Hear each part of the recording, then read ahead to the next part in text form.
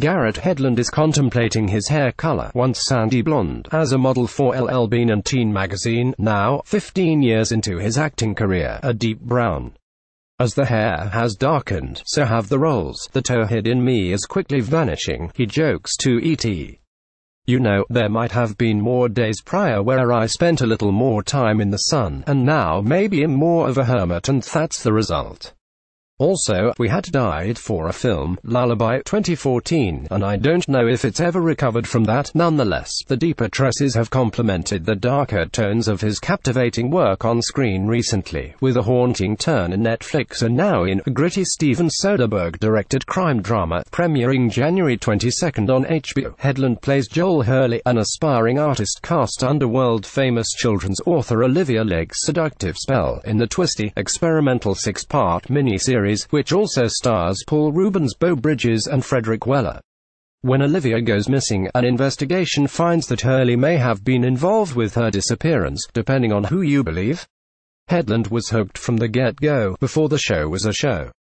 Initially designed solely as an interactive app, wherein users navigate the story's wild turns for a unique, individual experience much like a video game, Hedlund's interest in Mosaic was piqued just knowing Soderbergh would be occupying the director's chair. I was open to whatever was going to happen, the 33-year-old actor says.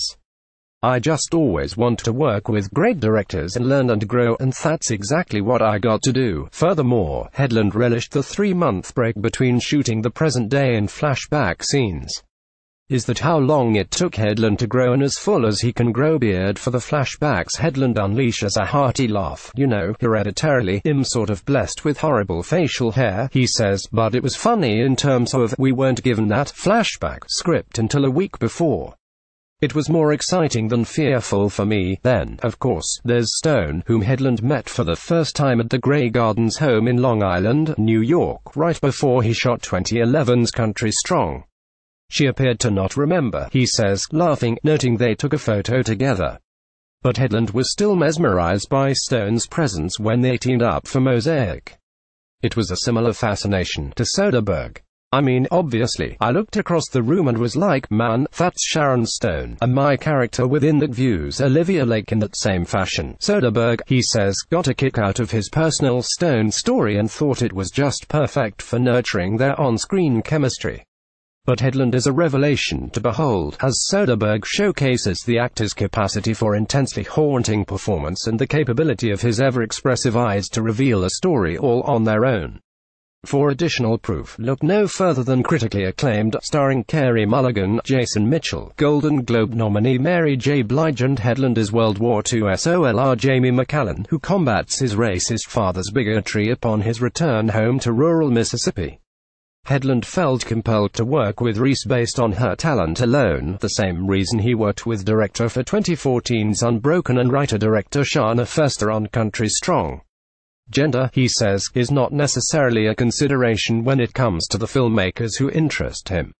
In fact, of 3 SHEs currently considering for 2018, he confirms 2 are directed by women. People will ask if there's anything different, and I don't see why the question is even a question, because they're all artists, they're all geniuses, and they're passionate, and that passion is infectious, he says. I would work with a female director any day of the week in comparison to a male director if it keeps going the way it's been going for me. There's no boundaries, no divide. And I've never seen it that way or feel it that way, and am proud to have been a part of the films I've been a part of. His awards caliber performance in Mudbound speaks for itself. Hedlund professes that he now has a keener sense of the kinds of stories that appeal to him as an actor.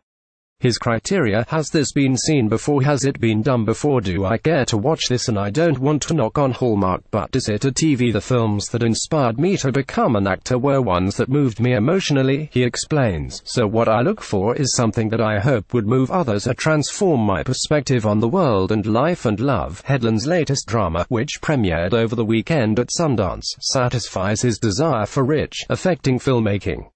Starring alongside Andrea Riseborough, Forrest Whitaker, and Usher Raymond, the actor leads as real-life Klansman Mike Burden, who opened the first KKK memorabilia shop but becomes a changed man thanks to an African-American Reverend Whitaker. Hedlund was first struck by writer-director Andrew Heckler's tale of redemption and love, but moreover, I was really excited for this side of a love story, he says, cracking up. This is the first script that had me being with a lady in a long time. Now, armed with some of the most buzzy roles of his career, Hedlund says, I've gained a bravery and a freedom to know that I can possibly do anything that I want to put my mind to. A very different attitude than when he made Troy with Brad Pitt 14 years prior, when he didn't know anything about being on set. Hedlund's newfound fearlessness means that, yes, he's game for taking on James Bond, that is, if it's directed by Reese, who in directing a Hedlund as Bond last year. With her doing anything, it'd be on her team, he insists. If SHES the captain of the ship, it'd be on that boat any day. Hedlund the lover, Hedlund the action hero. So much change, something this former towhead is wholeheartedly embracing. At the beginning, I thought I knew what I wanted and didn't want, Hedlund says, and now I feel like I do know what I do want and don't want, and I know how far it'll go and I know what chances I will and won't take. And, really, what I've found is there are no chances I won't take.